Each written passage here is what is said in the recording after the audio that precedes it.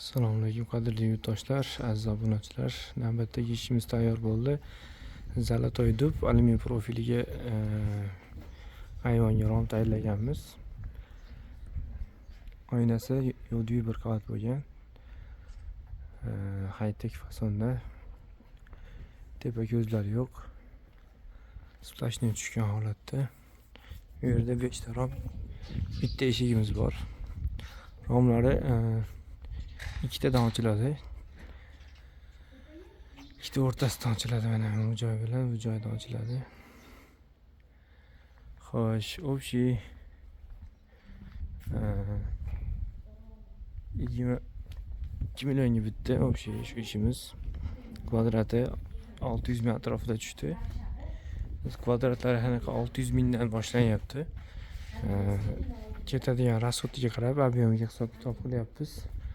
Xo'sh, bu yerda eshigi bor, bitta aytib o'tilgandek shotlandcha gullar to'qilganmiz. Xudo xohlasa juda go'zal holatda chiqdi. Xo'sh, ligirovkalarni bir qator ko'rsatib o'taman. Ligirovkalari ham juda go'zal holatda chiqqan, har doimgidek vaqot ruchkalaridan. Buni oynaga 2 qavat. Bir qavatga shotlandga gul bo'lmayapti. 2 qavat oynaning o'rtasida turadi shotlandga gulimiz. Ichkaridan ko'rinishi go'zal holatda. Romlarida podokonnilari bor. Juda chiroyli chiqdi. Qishda issiq, yozda salqin degandek, xudo xohlasa. Romlar ruchkalari ham baquvvatidan.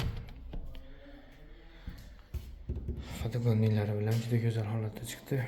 Kimga shunaqa ishlarimiz kerak bo'lsa, bemalol murojaat qila olasizlar. Dastlabki ustunobga vodiy bo'ylab.